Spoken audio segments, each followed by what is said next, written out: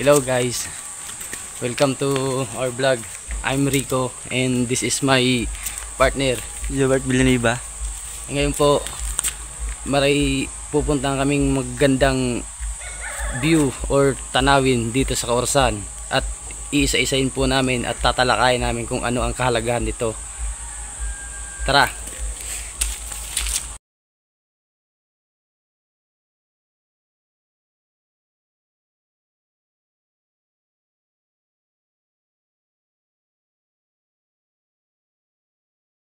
Tanong po namin sa inyo yung sinasabi po naming dam at i-explain po namin kung gaano po kahalaga sa mga taga-Kaorsan yung dam na to.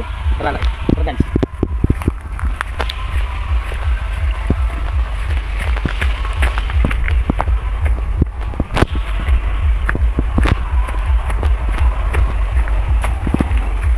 Guys, kung makita po ninyo sa aking likuran, ito po yung dam.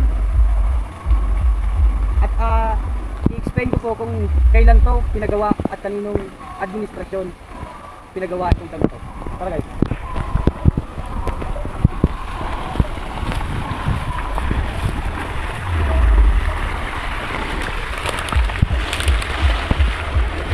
Guys, itong dam na to ginawa to during the late ex-kapitan Simeon Baryon. At ginagawa to dahil yung tubig dito dati sa Kaorsan ay mahirap na. Mahirap, walang gaanong inumin. At yung tubig dito galing pa doon sa taas. At sinasabing laganap. Yung pinaka main ng tubig na pinagagalingan nito, di na po namin maipapakita dahil napakalayo na. Napakarami pong natutulungan ng tubig dito. Dam. Napakalaga po ng dam na to sa mga taga-Kaorsan.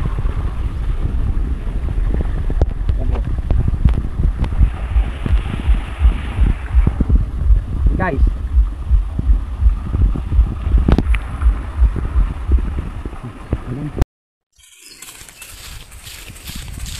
oh.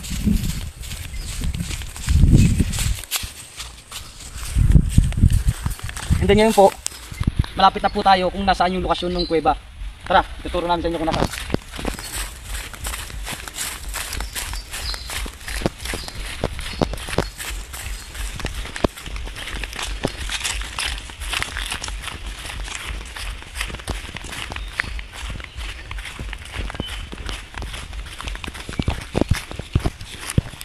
At guys, konting paalala lang po sa gustong pumunta dito. Itong area po to ay sabi ng matatanda ay maraming naninira na engkanto o ano, kaya po yung pupunta dito mag-ingat lang po at wag gaanong magtututuro kung ano kasi sabi ng matatanda maraming naninira ng espiritu or engkanto dito. Tara guys.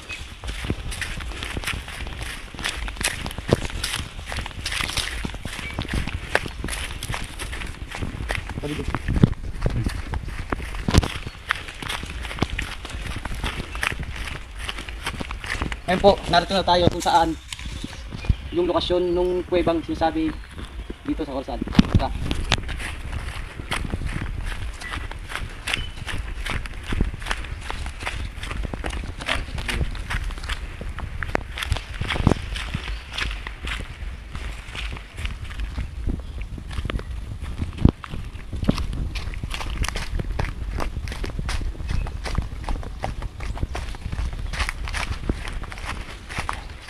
Hey guys, ngayon po ipapakita namin kung saan yung lagusan ng kuweba.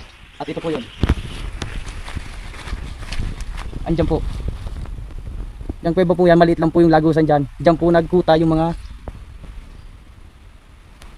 sundalong Hapon nung panahon ng World War II.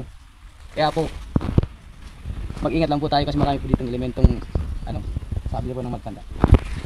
Ayun po yung area. Tingnan po natin, bawal na po kasi tayo pumasok kasi medyo masukal na po yung pasukan ng kuweba.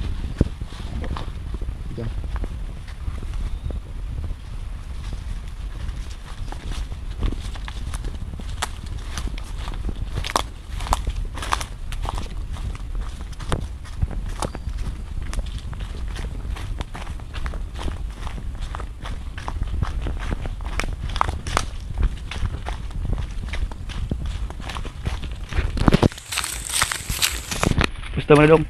Oh. May ginto dyan eh.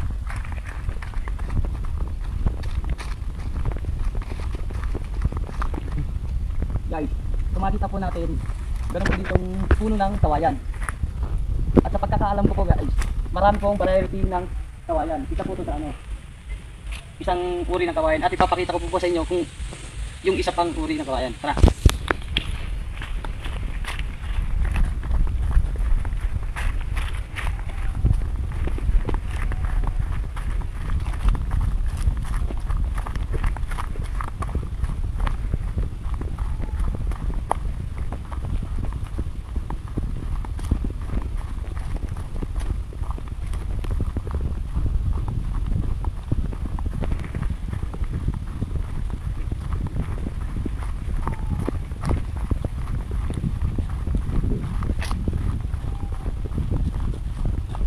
Guys, kagaya na sinabi ko nung una, maraming uri ng kawayan at ito pa po yung isang uri ng kawayan.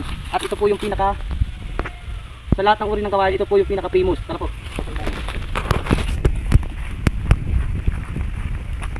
Ayan po. Yung uri po ng kawayan na yan po ay yung sinasabing oras. Yung sinasabing oras po, ayan po yung, dyan po hango yung pangalan ng barangay Kaurasan. Kasi po dati po, dito sa Kaurasan, maraming ganyan na puno. Kaya po nasabing Kaurasan. Okay. Ito nga. Dito. Pulo na. Ito dyan. Guys, ngayon po, pauwi na po kami. At sana po nakita nyo kung gaano kaganda at gaano kahalaga yung mga napakita naming area or view or etc. Kasi napakalaga po dami nun.